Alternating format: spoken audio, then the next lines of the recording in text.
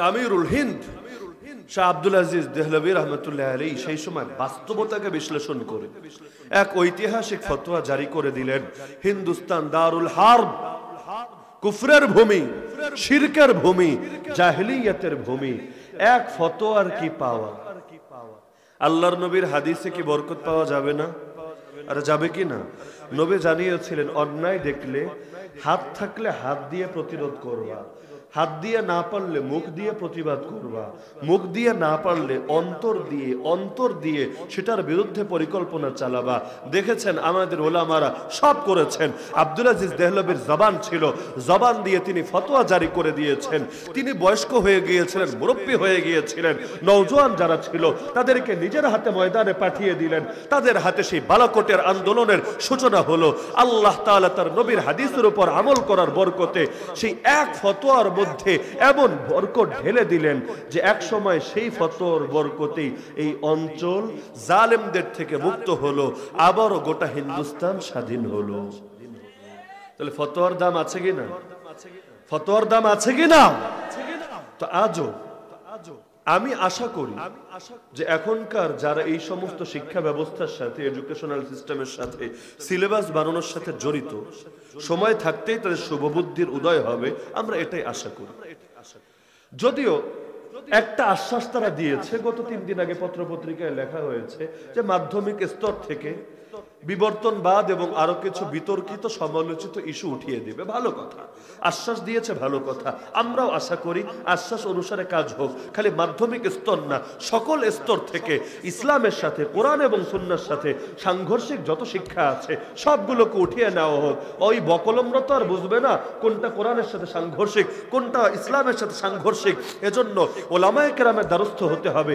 বাস্তবেই যদি ওরা ওদের কথার ব্যাপারে আন্তরিক হয়ে থাকে, নিঃসন্দেহে তারা আমাদের আলেমদের কাছে আসবে, তাদের পক্ষ থেকে সম্মিলিত রায় নিবে, নিয়ে তারপর সেটার আলোকে ওরা ওদের শিক্ষা সিলেবাসকে নতুন ভাবে সাজাবে। যদি করে আলহামদুলিল্লাহ, যে শিক্ষা সিলেবাসের মধ্যে নাস্তিকতা থাকবে না, সেকুলারিজম থাকবে না, হিউম্যানিজম, লিবারালিজমের নামে ইসলাম বিরোধী কোনো কার্যকলাপ থাকবে না, সকল অপসংস্কৃতি দূর করা হবে এবং ইসলামী শিক্ষার যে অংশগুলো নামকাওয়াস্তে রেখেছে সেটাকেও নামকাওয়াস্তে না রেখে বাস্তবেই কাজে লাগাবে, যাতে করে কলেজ ভার্সিটিতে পড়লেও কোরআন বিশুদ্ধ করে পড়তে পারে, নিজের আকীদা সহি বানাতে পারে।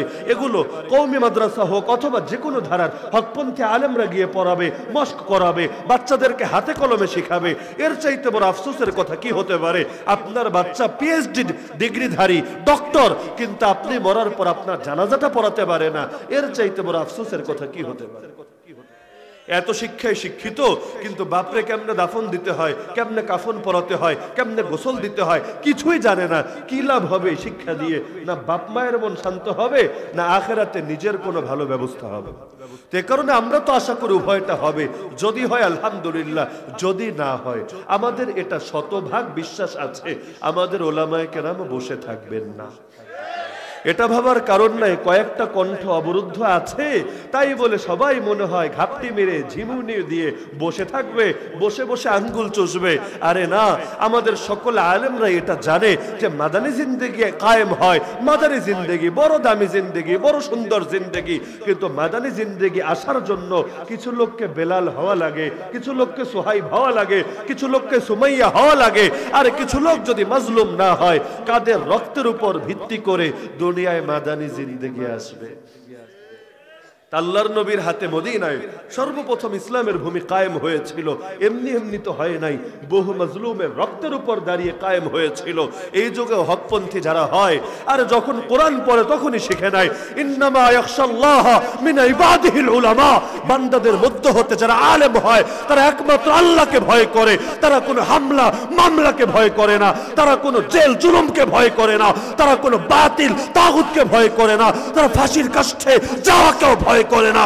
যতদিন বাঁচে আল্লাহর ভয় নিয়েই বাঁচে, যদি বাঁচে আল্লাহকে নিয়েই বাঁচে, আর যদি মরতে হয় আল্লাহর নাম নিয়েই মরে।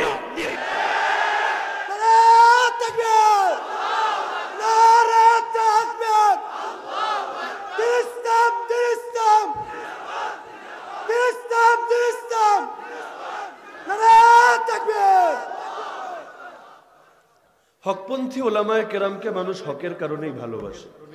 কারণ হাদিসে জানানো হয়েছে ভালোবাসতে হবে এক আল্লাহর জন্য। আমার আগে তারজাবাদের মোতাবেক সাহেব হুজুর বয়ান করলেন, এই 7 শ্রেণীর মানুষের মধ্যে এক শ্রেণী এটা বলেন নাই যারা একজন আরেকজনকে ভালোবাসে কার জন্য? কার জন্য? তাহলে আমরা হকপন্থী ওলামায়ে কেরামকে ভালোবাসি কার জন্য? কার জন্য? আল্লাহর জন্য ভালোবাসি, সর্বদাই ভালোবাসি। বাইরে থাকলেও ভালোবাসি, ভেতরে থাকলেও ভালোবাসি, মাটির উপরে থাকলেও ভালোবাসি, মাটির নিচে থাকলেও। যদি ভালো নাই বাসি, নামের সঙ্গে দোয়া কেন বলি? ইমাম আবু হানিফা রাহিমাহুল্লাহ, ইমাম বুখারী রাহিমাহুল্লাহ, রাহিমাহুল্লাহ কি দোয়া না? আরে দোয়া না? আপনি তো টাকা দিয়েও দোয়া করাতে পারেন না, কিন্তু তাদের নামগুলো উচ্চারণ করে দোয়া করতে দেরি হয় না। জীবিত যারা আছে যখনই নাম বলে, যেমন একটা নাম উচ্চারণ করবে আল্লামা জুনায়েদ আল হাবিব, সঙ্গে সঙ্গে বলবে হাফিজাহুল্লাহ বা বলবে দামাত বারাকাতুহু। এটা দোয়া না? আরে দোয়া না? দোয়া তো টাকা দিয়ে কেনা যায় না, মহাব্বত তো দিল থেকে আসে। দিলের উপর রাজত্ব যারা করে মহাব্বত তো তারাই পায়। দেহের উপর রাজত্ব হারিয়ে যায়, দিলের রাজত্ব হারায় না। ফেরাউন আর নমরুদের রাজত্ব ছিল দেহের উপর, খতম হয়ে গয়া, কিন্তু নবী ইব্রাহিম আর নবী মুসা আলাইহিস সালামের রাজত্ব ছিল মুমিনদের দিলের উপর। খতম হওয়া তো দূরের কথা, আজও পর্যন্ত কিয়ামত পর্যন্ত প্রতিটা মুমিনের হৃদয়ে তাদের ভালোবাসা আগে যেমন ছিল এখনো ঠিক তেমনই থাকবে। মুসলমান হতে চাইলে এক নবীর উপর তো ঈমান আনলে চলে না, সব নবীর উপর ঈমান আনা লাগে। আমানতু বিল্লাহি ওয়া মালাইকাতিহি ওয়া কুতুবিহি ওয়া রুসুলিহি, সব রাসূলের উপরই ঈমান আনতে হয়। তা আমাদের উলামায়ে কেরামদের উপর আমাদের আস্থা আছে আলহামদুলিল্লাহ। এবং সর্বযুগে আল্লাহ তাআলা এরকম আস্থার অধিকারী হকপন্থী আলেমদেরকে বাকি রাখবেন। এটা রাখবেন কে? রাখবেন কে? বলবেন দলিল? আমি বলবো সহিহ হাদিস। নবী বলেন লা ইয়াজালুল্লাহু ইয়াগরিসু ফি হাযা দ্বীন গারসা ইস্তামিলুহুম ফি তাআতি। এই দ্বীনের মধ্যে আল্লাহ নিজে বীজ লাগাতে থাকে। বীজ বুঝেন তো নাকি? বীজ লাগায় কে? বীজ লাগায় কে? কোন বীজ? যেই বীজগুলোকে নবী বলেন ইস্তামিলুহুম ফি তাআতি, আল্লাহ নিজের আনুগত্যে নিয়োজিত রাখেন। এই কারণে দেখেন খালেদ বিন ওয়ালিদ চলে যায়, সালাহুদ্দিন আইয়ুবী চলে আসে, সালাহুদ্দিন চলে যায়, মাহমুদ গজনবী চলে আসে, মাহমুদ গজনবী যাবে, আরেকজন আসবে, সে যাবে, আরেকজন আসবে। ওলামাদের মধ্যেও আর শাইখুল হাদিস রহমাতুল্লাহ আলাইহি নাই, তিনি নাই। তারপর হাল ধরলেন মুফতি আমিন রহমাতুল্লাহ আলাইহি, তারাও ছিলেন না। তারপর নেতৃত্বে আসলেন আল্লামা শাহ আহমদ শফি রহমাতুল্লাহ আলাইহি, তিনি চলে গেলেন। তারপর আসলেন আল্লামা জুনায়েদ বাবুনগরী রহমাতুল্লাহ আলাইহি, তিনিও চলে গেলেন। এখনো আছেন আলহামদুলিল্লাহ আল্লামা মুহিবুল্লাহ বাবুনগরী রহমাতুল্লাহ আলাইহি। নেতৃত্বের সংকট কখনো দেখা দিয়েছে কি? আপনার মনে হয় যে আগামীতে দেখা দিবে? আল্লাহ নিজে যখন দায়িত্ব নিলেন যে বীজ আমি লাগাই, কয়জন রে দমাবা, কয়জন রে মারবা, কয়জন রে বন্দী করবা, বীজ লাগাবো আমি আল্লাহ। আমার আল্লাহ, আল্লাহর সঙ্গে কে খেলতে আসবা? তো এখন ওলামায়ে কেরাম যদি ওদের শুভবুদ্ধির উদয় না হয় আর সম্মিলিতভাবে ফতোয়া দিয়েই বসেন, এটা বলি আলোচনা রীতি টানবো, পয়েন্ট খেয়াল করেন। সম্মিলিতভাবে যদি ফতোয়া দিয়েই বসেন, প্রচলিত শিক্ষা ব্যবস্থা হারাম।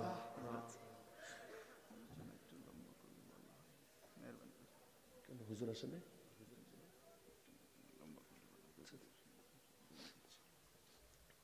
হুজুরে আসতে একটু বিলম্ব হবে, আপনাদেরকে আর একটু বেশি সময় মনে হয় বিরক্ত করা লাগবে।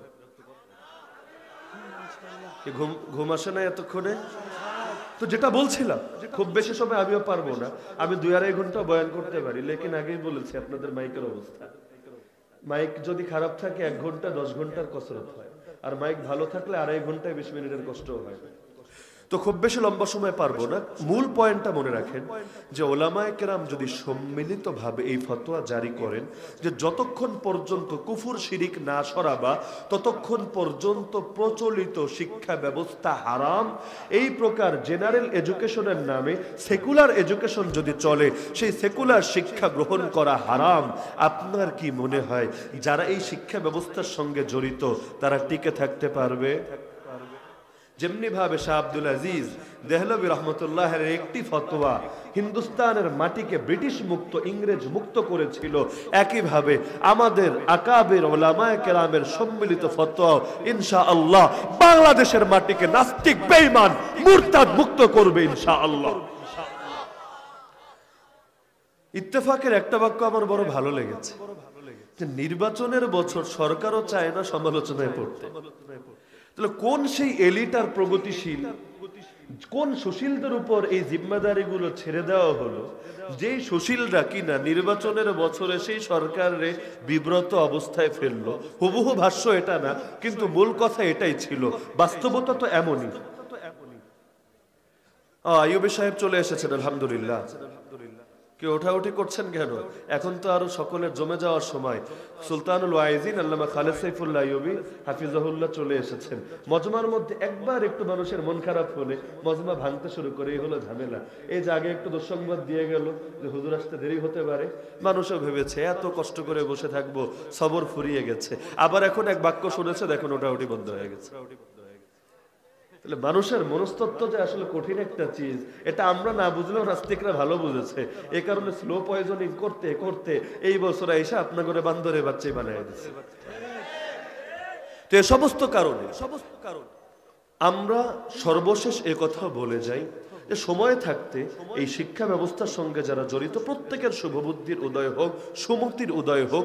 সময় থাকতেই তারা আলেমদের সাথে পরামর্শ করে, আলেমদের দ্বারস্থ হয়ে তারা নিজেদের সকল কুফর শিরিককে দূর করে নেক। আলহামদুলিল্লাহ, আমাদের আকাবির ওলামারা এই ব্যাপারে শতভাগ আন্তরিক। তাদেরকে ক্ষেত্রে সরকারও পাশে পাবে, আরো যারা জড়িত আছে সকলে পাশে পাবে। লেকিন যদি ওরা আত্মহমিকায় ভোগে, যদি এই কাজ করে যে আলেমদের ফতোয়াকে, আলেমদের পরামর্শকে বুড়া আঙ্গুল দেখিয়ে নিজেদের কুফর আর শিরিক আর ইসলাম বিরোধী আদর্শের উপর অবিচল থাকে, ইনশাআল্লাহ সেদিন বেশি দূরে না যেদিন স্কুল, কলেজ, ইউনিভার্সিটি আর কোন নাস্তিক বেঈমান চালাবে না, বরং সকল কিছু উলামায়ে কেরামের তত্ত্বাবধানেই পরিচালিত হবে। ডু অর ডাই, হয়তো করবা না হলে মরবা, সহজ সমাধান। যদি ভালোই ভালোই করো ঠিক আছে, যদি ভালোই ভালোই না করো। এই দেশের 90% মুসলমানের অন্তত 80% ওলামায়ে কেরামের উপর আস্থা রাখে। যদি ওলামায়ে কেরাম দলমত নির্বিশেষে একটা খালি সম্মিলিত ফতোয়া জারি করে, তারপরে হায় হায় করে মাথায় হাত দিয়েও লাভ হবে না। 80% মুসলমান কিক আউট করে তোমাদেরকে তোমাদের আপন জায়গায় পাঠিয়ে দেবে। এই কারণে বিনামূল্যে পরামর্শ দিলাম। আমাদের নাস্তিক বুদ্ধিজীবী যেগুলো আছে, মাথায় মিরপুর চান্দু স্টেডিয়াম হয়ে গিয়েছে, টাক পড়ে গিয়েছে বুদ্ধি বেচতে বেচতে, ওরাও তো বিনামূল্যে পরামর্শ দেয় না। এমনকি ডাক্তার সাহেবরাও দেখেন না, ওষুধ লাগবে না কিন্তু দেখা করতে গিয়েছেন, সব শুনে বললো না হুজুর ব্যাপার না চলে যান, তো 500-1000 টাকা দিয়ে আসতে হয় না। কিন্তু ওলামায়ে কেরামের কাছে ফতোয়া জিজ্ঞেস করতে করতে দাড়ি চুল পাকায় বুড়া বানায় দেয়। তারপর আলেমরা কি ফতোয়ার বিনিময়ে 1 টাকা নেয়? আরে নেয় নাকি? তা আমরা ওই মাহফিল থেকে বিনামূল্যে, সম্পূর্ণ বিনামূল্যে অতি খাঁটি এবং অকৃত্রিম একটা পরামর্শ দিয়ে গেলাম যে সময় থাকতে আলেমদের সাথে পরামর্শ করে ইসলাম বিরোধী যত উল্টাপাল্টা ধারা আছে, উল্টাপাল্টা যত বক্তব্য আর আদর্শ আছে, সবগুলোকে আপনারা বের করেন, এগুলোকে কিক আউট করেন। যদি না করেন, জাতি ফুটবলের মতো লাথি মেরে আপনাদেরকে কিক আউট করে দিবে। কেউ বলতে পারেন আপনি সরকার বিরোধী বক্তব্য দিচ্ছেন। আমি বলবো না, সরকার বিরোধী না। আরে সরকার তো আসে আর যায়, কিন্তু এই শিক্ষার সংস্কৃতির উপর যে নাস্তিকরা চেপে আছে, এগুলো কেমনে কেমনে জানি রয়েই যায়। কি বিশ্বাস হয় না? সরকার আসে যায়, কিন্তু দেখবেন এই ইজমগুলো, এই মতবাদগুলো, এই কুফরি আদর্শগুলো কেমনে কেমনে জানি থেকে যায়। এবার আলহামদুলিল্লাহ গোটা দেশের মুসলমান জেগেছে। খালি কওমি আর আলিয়া, খালি তাবলিগি আর সুফি বলে কথা না, সকল মানুষ জেগেছে আলহামদুলিল্লাহ। কারণ ইমানের প্রশ্ন। আরে ব্যক্তি জীবনে আমলে ত্রুটি থাকতে পারে, ব্যক্তি জীবনে পাপি তাপি হতে পারি, কিন্তু ইমান বেশ থেকে রাজি হয়, আখিরাতে কে চিরস্থায়ী জাহান্নামে যেতে চায়।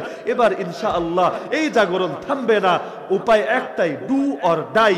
হয়তো করবা না হলে, হয়তো করবা না হলে, হয়তো করবা না হলে আল্লাহর জমিন, আল্লাহর বরত্বই উঁচু হবে। আল্লাহর জমিনে ইসলামের মর্যাদাই অক্ষুণ্ণ থাকবে ইনশাআল্লাহ। ইসলামের পক্ষে যারা থাকবে তারাই সফল হবে, ইসলামের মোকাবেলায় যারা আসবে তারাই বরবাদ হবে। অতীতে রোমার পারস্যের মতো বড় বড় সাম্রাজ্য বরবাদ হয়ে গেল। আর এই যুগে গুটি কয়েক লোকেরা মিলে ইসলামকে কিভাবে পারবে দমাতে, কিভাবে পারবে হারাতে, ইনশাআল্লাহ সুম্মা ইনশাআল্লাহ আসল বিজয় ইসলামেরই হবে। নাস্তিক্যবাদের পতন এই মাটিতে হবেই হবে।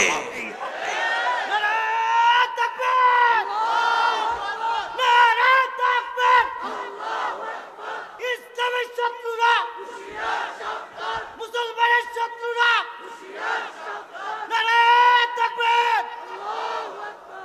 তবে বয়ান শেষ করার আগে একটা দোয়া চেয়ে যাই, নিজের জন্য না। দোয়াটা হলো, আমাদের এই শিক্ষা সিলেবাস নিয়ে যখন আলোচনা শুরু হলো 1-1.5 সপ্তাহ আগে, তখন প্রতিটা মানুষ, বিশেষ করে মাদ্রাসার সঙ্গে জড়িত যারা, প্রত্যেকে কিছু কণ্ঠকে খুব বেশি মিস করেছে। এখনো আমরা করছি, 1000 জন গর্জন দিয়ে যেই কাজ হবে না, এমন কিছু কণ্ঠ ছিল এক গর্জনই এর চাইতে বেশি কম্পন ধরে যেত, আলহামদুলিল্লাহ। সেই কণ্ঠগুলো আজ আমাদের মধ্যে নাই। এটা আমাদের জন্য চরম ব্যর্থতা, চরম হতাশা আর আফসোসের একটা বিষয় যে আমরা দেশে 90-91% মুসলমান, কিন্তু 10 জন 20 জন মানুষকে আমরা নিজেদের মধ্যে আগলে রাখতে পারলাম না। বছরের পর বছর চলে যায়, সবার জীবনে সুদিন আসে, তাদের জীবনে আর সুদিন আনতে দেওয়া হয় না। পরিবারগুলো কি পরিমাণ কষ্টে দিন কাটায়, তারাও কি পরিমাণ অসুস্থতার মধ্যে, কি পরিমাণ পেরেশানের মধ্যে দিন কাটে। কেউ দাঁড়াতে পারতো আগে, এখন বসেও থাকতে পারে না। আরে অল্প বয়সেই দাড়ি চুল পাকে এমন হয়ে যায়, দেখলে মনে হয় যেন 1 বছরে 20 বছরের বয়স বেড়ে গিয়েছে। তো এই মানুষগুলোর জন্য এই মধ্যরাত অতিক্রম হওয়ার পর দোয়া করার কি ফজিলত হুজুর বলে গিয়েছেন। এই সময় আমরা প্রত্যেকে চোখের পানি ফেলে ফেলে আল্লাহর কাছে দোয়া করব। আল্লাহর জন্য ভালোবাসার দাবি কি ভাই? আর কিছু পারেন আর না পারেন, অন্তত আল্লাহর কাছে চেয়ে কবুল করিয়ে নেন না। আল্লাহর কাছে চাইলে আল্লাহ তো দিতে পারেন। যে ওমর বের হয় নবীর কল্লা কাটবে বলে, নবীর দর বরকত সেই ওমরও ঘরে ফিরে যায় নবীর খেদমত কবুল করে। এই কারণে প্রত্যেকের কাছে দোয়া চেয়ে যাই, নিজের জন্য না, আমাদের সেই কণ্ঠগুলোর জন্য। এমনি তো কণ্ঠ অনেক কমে গেছে, অনেকেই কবরবাসী হয়ে গেছেন, যেই পরিমাণ দুনিয়া থেকে চলে গিয়েছেন সেই পরিমাণ লোক তৈরি হচ্ছে না। এটা আমাদের জন্য দুঃখের বিষয়। নেতৃত্বের জায়গায় তো বিশাল সংকট দেখা দিয়েছে। অল্প কিছু লোক মাঠে ময়দানে আছে, অধিকাংশই তো কবরে শায়িত হয়ে আছেন। এখন যারা আছেন তারাও যদি এভাবে আটকে থাকেন বছরের পর বছর, তাদের কণ্ঠ যদি আমরা না শুনতে পারি, আরে এতে যে আমাদের কি পরিমাণ ক্ষতি হচ্ছে, কি পরিমাণ পিছিয়ে থাকছি, এটা আমরা না বুঝলেও বাতিল ঠিকই বুঝতে পারছি। সেই কারণে আল্লাহর ওয়াস্তে আল্লাহর কাছ থেকে কবুল করিয়ে নেন। নিজের জন্য আমি বলছি না, এটা আমার কোনো স্বার্থ নাই, আমার ব্যক্তি কোনো স্বার্থের এখানে কোনো অপশনও নাই, কিন্তু আল্লাহর জন্য মহব্বতের খাতিরে এই দাবিটা রাখছি, আল্লাহর কাছ থেকে দোয়া করে কবুল করিয়ে নেন, যাতে করে মানুষগুলো আবারও ফিরে আসে। আবারও পুরো দেশের মধ্যে নাস্তিক পাড়া থেকে শুরু করে সকল ইসলাম বিরোধী পাড়ায় সর্বদা আলাদা একটা ভয় ভীতি কাজ করে যে ইসলামের সঙ্গে ঝামেলায় লাগতে যাওয়ার দরকার নাই, না হলে এই মাটিতে আমাদের ঠাঁই হবে না। করবেন তো দোয়া ইনশাআল্লাহ? দোয়া করবেন। আর ওলামায়ে কেরাম সম্মিলিতভাবে যখন যে সিদ্ধান্ত দিবেন, আমরা আশা করি ওলামায়ে কেরাম সম্মিলিতভাবে সিদ্ধান্ত নেবেন, এবং আলহামদুলিল্লাহ সারা দেশেই এটা নিয়ে আলেমরাও নিজেদের মধ্যে ব্যাপকভাবে আলোচনা করছেন, সকলে মিলে বৈঠকও করছেন। তো ইনশাআল্লাহ ভালো কোনো সিদ্ধান্ত আসবে, আমরা অবশ্যই এটা আশা রাখি। তো ব্যক্তিগত অনুরোধ থাকবে, আলেম ওলামার পক্ষ থেকে সম্মিলিতভাবে যখনই যে ডাক আমাদেরকে দেওয়া হবে, যে করণীয় আমাদের সামনে বর্ণনা করা হবে, আমরা লাব্বাইক বলে সবগুলোতে নিজেদের জান বাজি রেখে ঝাঁপিয়ে পড়বো ইনশাআল্লাহ। এই দেশ আমাদের, এই মাটি আমাদের, এই মাটিকে আমাদেরই গড়তে হবে। এটা দুনিয়ার কারো পক্ষ থেকে অর্পিত আমানত না, এটা আল্লাহর পক্ষ থেকে দেওয়া আমানত। আল্লাহর আমানতকে হেফাজত করতে হবে। এই আমানত পূরণ করে কিয়ামতের দিন হাসি মাখা মুখ নিয়ে আল্লাহর সামনে দাঁড়াতে হবে। পারবেন তো ইনশাআল্লাহ? আল্লাহ তাআলা সবাইকে তৌফিক দান করুন, আমিন। ওয়া আখিরু দাওয়ানা আলহামদুলিল্লাহি রাব্বিল আলামিন।